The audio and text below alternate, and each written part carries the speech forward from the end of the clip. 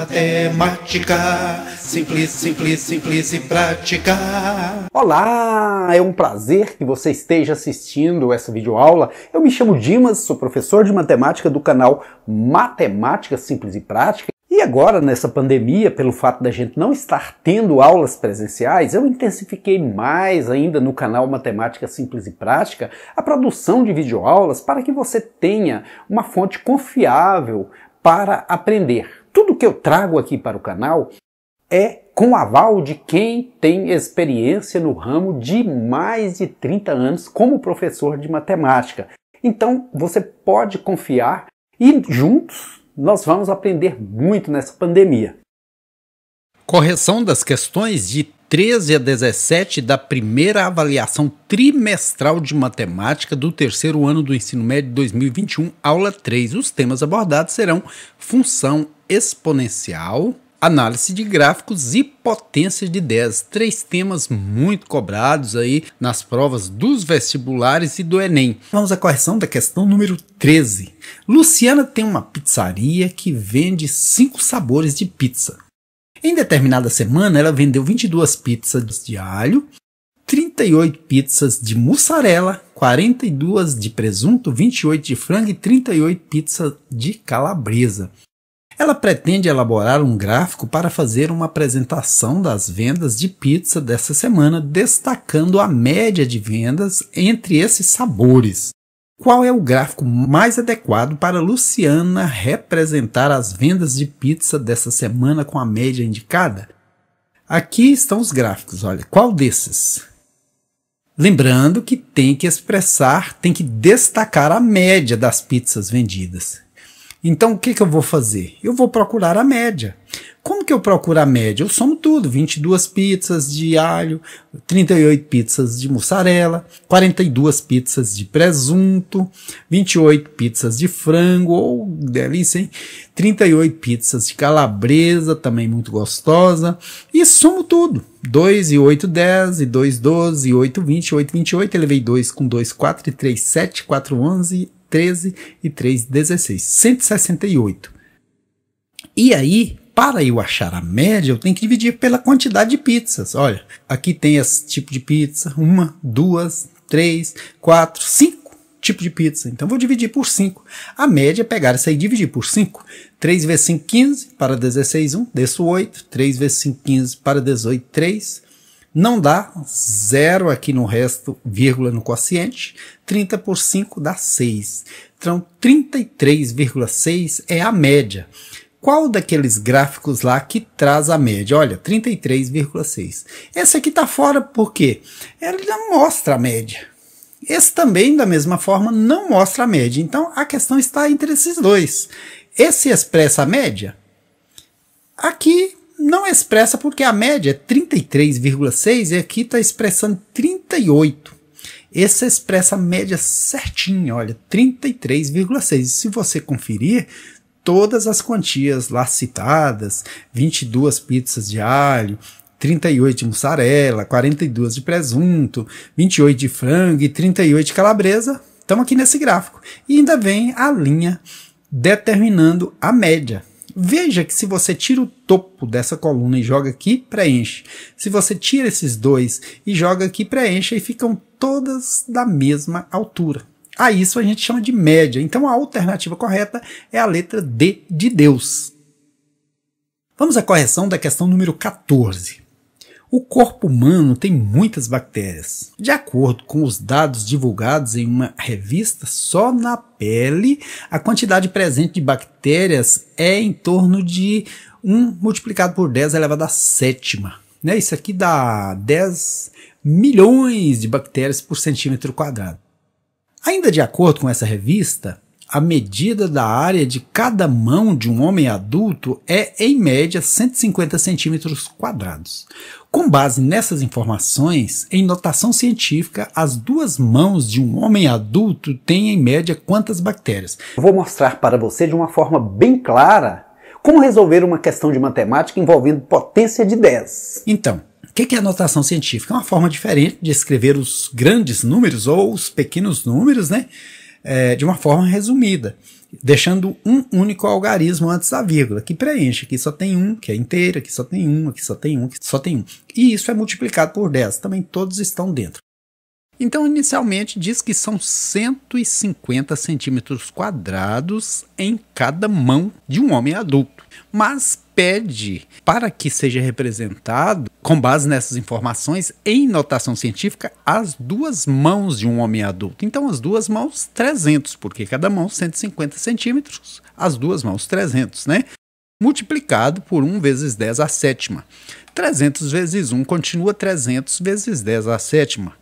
Transformar em notação científica é deixar um único algarismo antes da vírgula, que no caso 3, multiplicado por 10 elevado a quanto? Veja que se esse 3 é um número inteiro, a vírgula encontra-se após o último zero.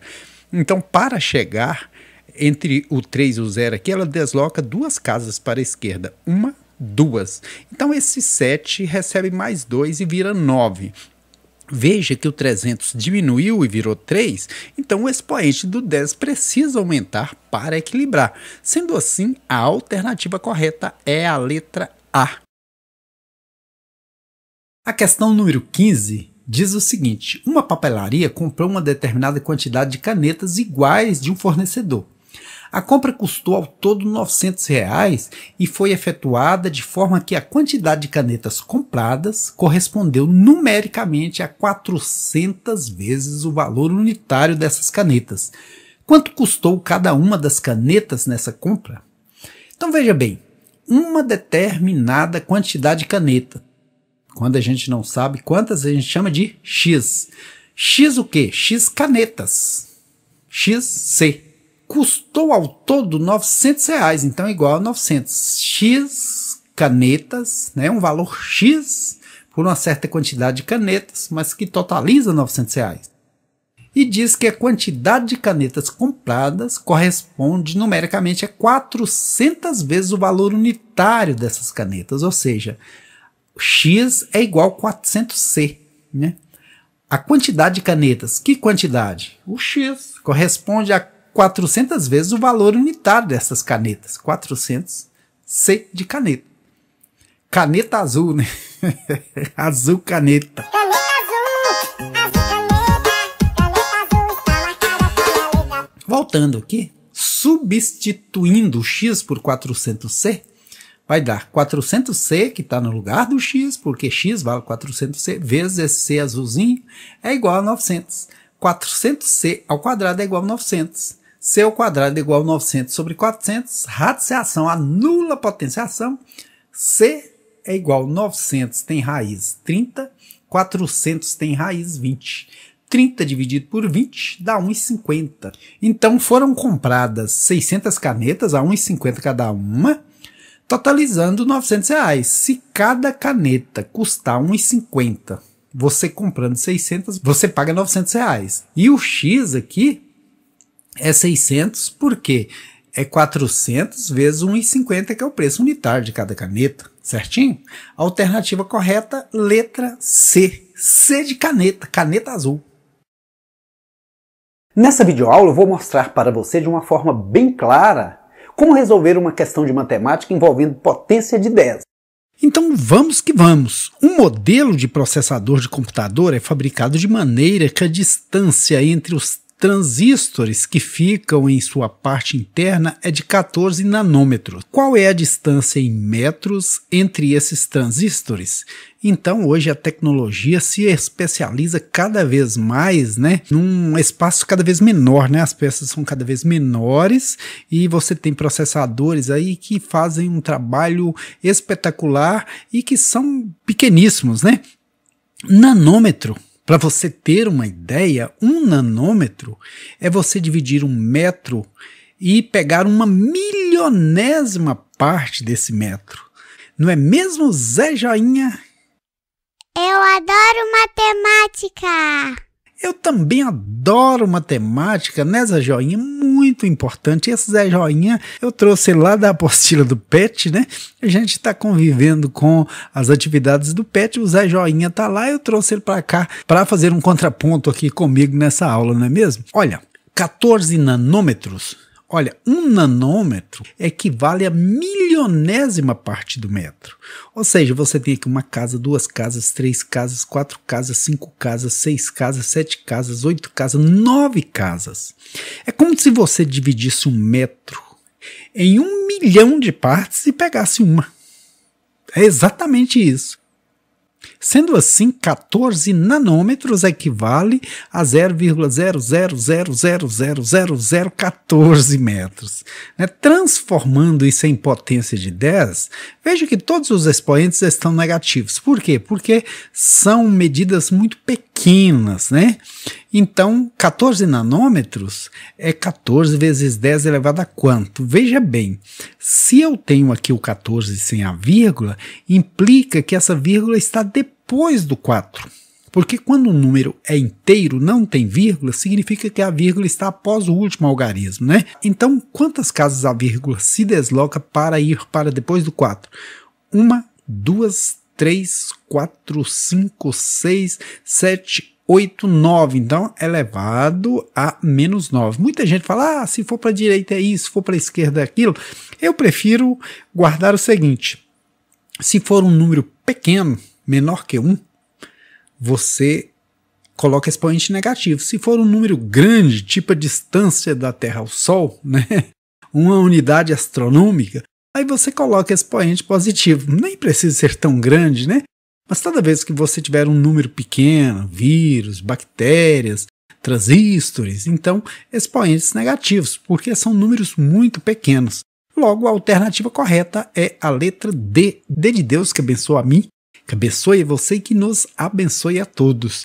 Eu até diminuí o número de questões por aula para que você possa assistir de uma forma tranquila à correção dessas questões, pois abordam habilidades muito interessantes. A primeira questão aqui aborda o tema função exponencial. Por que função exponencial? Porque o x se encontra no expoente, né? Um esboço do gráfico da função f de r em r asterisco mais, o que significa isso? R, números reais, o asterisco implica que não tem zero, e o mais implica que são números positivos, onde f de x é igual a 5 elevado a x sobre 2 mais 1 está representado em qual alternativa aqui?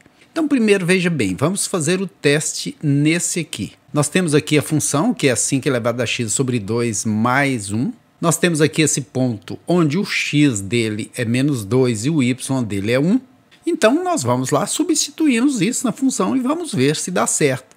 O f de x agora, eu vou usar no lugar do x o menos 2. Então, o f de x, que é o mesmo que dizer y, é igual a 1.